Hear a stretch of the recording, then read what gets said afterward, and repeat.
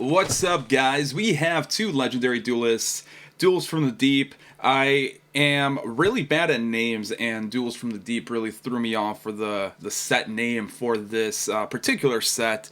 I actually had trouble finding it online, I'm not gonna lie, but let's go ahead and break it open because we have some pretty cool new water monsters, at least for Mako. Now, I know people were complaining that Mako was the mascot, right, for the set, and you know, I kind of get what they mean. There's a lot of DM pandering in the TCG side of things, and this is pretty hard to open. Jeebus, man! It's just cardboard, Konami. You don't have to seal it in this tight, right? But yeah, in the OCG, it was Shark or whatever the hell his name is. I think I only watched like a couple episodes of the first season of 𝗦𝗦𝗣𝗣𝗥𝗧, so I really don't know the guy's name. But the Barian guy, I think he's a Barian. He was the mascot for the OCG. People were complaining, but to tell you the truth, I like Mako's cards a lot better than all the other cards in here. So we have Marinces and we have Sharks cards, as well as Mako. And I actually did open some cards here off camera, and as you can see there from the first pack, the positioning is different now for this set. It used to be that the rare card was always in the back, like this, but not anymore. So, yeah, I mean, here, now it's in the second position sometimes, I guess, which is interesting. I don't know why Konami's doing that. Maybe they screwed up things. I don't know. This set has super rares, it has ultra rares, and both the supers and the ultras are going to be in different spots as well. It used to be that the super or ultra was in the second to last slot if you were lucky enough to pull one, and then the rare was in the last slot. But now it seems like it's the second slot is the rare, and then I guess still the second to last slot is the ultra or the super. But yeah, we'll see if that trend holds throughout the whole opening, because to tell you the truth, I forgot. I just kind of noticed that they were in different positions, and that's really all I remember. Oh shit! Okay, so first ultra is Ocean Dragon Lord 𝗦𝗦𝗖𝗛𝗓, and this is what I'm talking about, dude. I love Mako's new cards because they just look so fucking nice, and this is the old style of like grungy Yu-Gi-Oh that I want to get back to, because I mean right now it's waifu robots in some cases, and dragons, and that's just not, it's not doing it for me. So rares do kind of come and go in different spots, it looks like. So yeah, Konami's quality control is the best, he says sarcastically there. Bahamut Shark is a really good reprint, I ain't gonna lie, but I kind of wish it was a super rare, because seeing that boy in a super rare printing would have been cool. I think they did it for like an OTS pack, yeah, OTS 13 I believe, and I mean they could have done it here as well, but what can you do? Alright, we should be getting about 5 or 6 ultras, and then about 6 or 7, I kind of forgot, supers. So we'll see if that holds, because I actually opened up a box that had 6 ultras, so I don't know if that was a lucky box or the box where I got 5 was the unlucky box, but we will see, I suppose. We got Frostosaurus as well as a common there. I think they came out back in the GX era, back in the day when big boss normal monsters were actually kind of decent, actually, with advanced ritual art and I guess skill drain to an extent. Torrential Tribute, that's really miscut here. They're kind of overprinting Torrential Tribute, aren't they? We just got it recently. Doom Kraken is our super, and man, so again, This is what I'm talking about. This is the grungy Yu-Gi-Oh DM era that I love. These cards are fucking awesome compared to, like, I mean, this one's actually okay. The color scheme I like, I can dig it, but there are some of these Barian cards or number cards or sharks cards, whatever you want to call them, that are kind of muted, dull, and just have like no life to them. And then there's waifus where I just don't care. It's just, you know, virgin bait at this point. But yeah, I've actually been getting a lot of subscribers recently, so thanks guys, and welcome to the channel. I think I got like, I don't know, 10 plus subscribers in the past like 2 weeks maybe. And I mean, that doesn't sound like a lot, and really isn't, but percentage-wise compared to the actual size of the channel, it's huge. So yeah, welcome guys. And I would say keep the bell on, because this weekend I'm gonna be doing a giveaway. I'm gonna be doing like a collection video, because as my like 100 subscriber special, I wanted to do this for a while, but I got sick like a week ago. I've been busy with work, you know, just the usual stuff, usual excuses, the usual suspects, if you will, which is really unfortunate. Also, I don't know how to do giveaways where, or not giveaways, I don't know, I'm kind of struggling how I should do the video, how should I should style it, or how I should phrase things as I'm filming a collection video, because a lot of the collection videos you see on YouTube, well, maybe not a lot of them, but the ones I've seen, they can come off a little bit braggadocious, if that's even a word.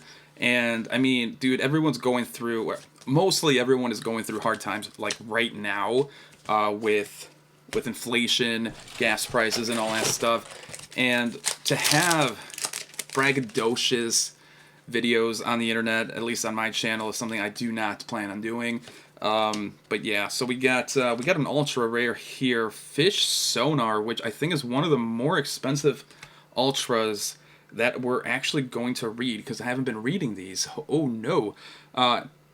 So it is a normal spell. Add one level 7 or lower monster from your deck to your hand that mentions Yuumi. Okay, so I was like, where's the water? But it has to mention water, or okay, there we go, or is a water normal monster.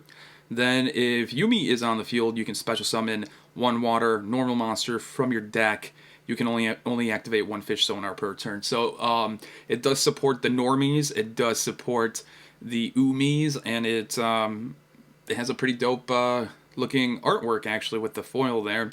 I'm kind of curious what it would look like if it didn't have that ultra rare foiling there. Like if it was a common, I'm kind of curious what it would look like. But yeah, expect that video. I don't want to promise anything, but I think it'll be this weekend. So definitely, if you're new and haven't subscribed, go ahead and subscribe, because it's going to be an ultimate rare from an OTS pack that I'm going to be giving away, which, I mean, in full disclosure, is not going to be the most expensive card to give out. We got Marinces 𝗦𝗦𝗣𝗥𝗧 here. Pretty cool, I guess. It's a Link 4. Okay, they're Link climbing. Guess we already got it, though. We have it here in the wings, the other copy at least. But yeah, don't get too excited. It's not going to be the most expensive ulti, and that is mostly because my channel is still really small. I actually bleed money in the YouTubes here because I'm not monetized, and I also don't have like an army of simps giving me money through Patreon and whatnot, which not gonna happen, by the way, or at least I don't see myself asking for money on Patreon like ever. I never really got that personally, because like, and it might offend some YouTubers, or it might spoil their secret or whatever. But doing YouTube videos isn't that hard. It's actually pretty easy and fun. So you could actually have a job where you're supporting the hobby. That should be opening packs online. I mean, that shouldn't really be a career. That shouldn't be a career path, right? But what are you gonna do, right? I guess some people just don't want to work and see an easy way out by kind of having their legions of simps, as I call them, give them money, which I just don't. I can't condone that. I do not like that. But yeah. So we got 4 ultras as of now, and I think it's either, yeah, like I think I said 5 or 6. So we'll see if it's 6. Maybe I just got ripped off in that one box instead of getting lucky. I guess it's all in how you phrase it, right? Oh, here we go. That's our fifth ultra, Marinces Coral Triangle. That's a weird name. Is this a new one? Link 3. I'm not gonna read it because it's Marinces. I really don't give a fuck about this archetype here. Like I said, it's just virgin bait at this point. All these waifus and whatnot. I ain't about it. And there's a lot of Marinces, you know, sprinkled in here. So, I mean, that's cool, I guess, if you're into that. Nash Knight. All right. And, you know, this is pretty cool, too. I haven't really seen a card where I can complain. I guess this one, it's kind of dull, you know, the color scheme of this is not that cool compared to, I mean, I guess this one's kind of dull, too, but there's more, like, there's more personality on Doom Kraken, personally, compared to Buzzsaw Shark there. Maybe it's just me. Maybe I'm just hating. I don't know. Let's go ahead and speed things up here a little bit more. I think everyone has seen all the cards that, I don't know why I put that one, that guy in there. I think everyone's seen all the cards that you can pull in this set. There's about, I think it's a small set. It's like between 40 and 60 cards in this set. I'm not exactly sure. So once you open up like a box, you've pretty much seen them all except the higher rarity cards. I guess we could technically pull a Forbidden Droplet and a Ghost Rare in one of these boxes, but I am not holding my breath because you can still get short prints in these Legendary Duelist sets. So, you know, you hold your breath, you might get knocked out. All right, I think, yeah, one more pack here, and we'll see what we get. Probably not going to be an Ultra then. Okay, yeah, so it seems like it is five Ultras per box, unless you get lucky and get 6. And I guess that's pretty decent. The side sets, I think it's 3 Ultras or something lame like that. Like, dude, Konami. I think their excuse is that that there's collector's rares, that all the cards in the set are rares, at least. The base rarity is a rare. So maybe their excuse is like, you're gonna get something, you know? But, I mean, a rare, when everything in the set is a rare, basically, the rares are commons. Like, you can't really fool us, Konami. Come on. Alright, second box here. We are going to go a little bit faster here because, like I said, you know, we saw everything. But, yeah, so I did want to speak about this set a little bit because I think people are most likely going to be excited for either for the Shark cards, or for the Marinces cards. But I think Mako's cards are more powerful, or they have a higher potential to OTK an opponent because of the new 𝗦𝗏𝗧𝗏𝗏, which I'm blanking on the name. It's like, it's not 𝗦𝗏𝗏𝗏 anymore. He's all grown up and ready to OTK your opponent. Basically, he will allow all your water monsters to attack directly the turn or that turn or whatever, which is really good. I mean, if you are basing your whole deck around waters and you summon that guy, which you should be able to get out pretty easy with all the Umi support and whatnot, then oh boy, your opponent better watch out, because they might lose that turn. So we got an Ultra, which I haven't gotten, I don't think. Marinces Dive. We'll go ahead and read it, because I'm kind of curious what these cards do here.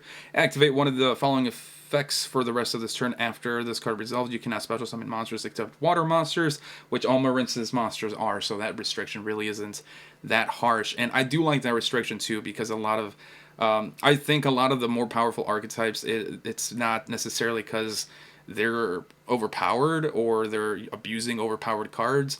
It's because they don't lock them out of a particular archetype, or in this case, attribute. So, good job, Konami, on that. At least locking potentially, broken stuff here.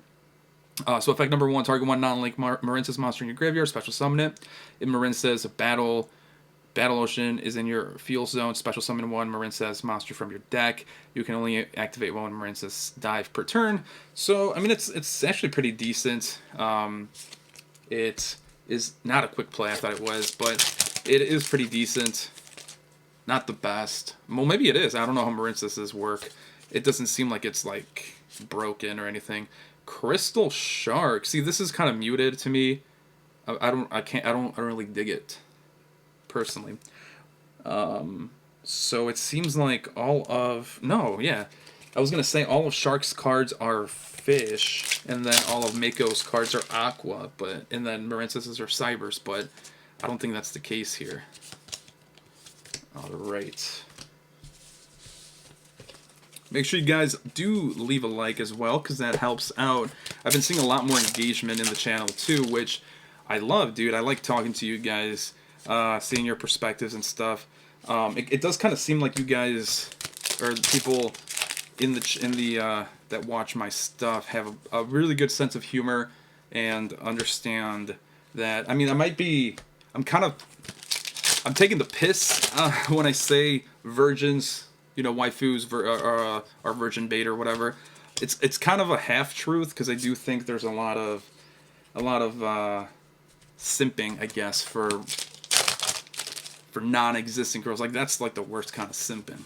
But yeah, I like that you guys have a good sense of humor. Marinces, what the hell? Pascalis, and there was one called Triangle, the one called Argonaut. Are these like...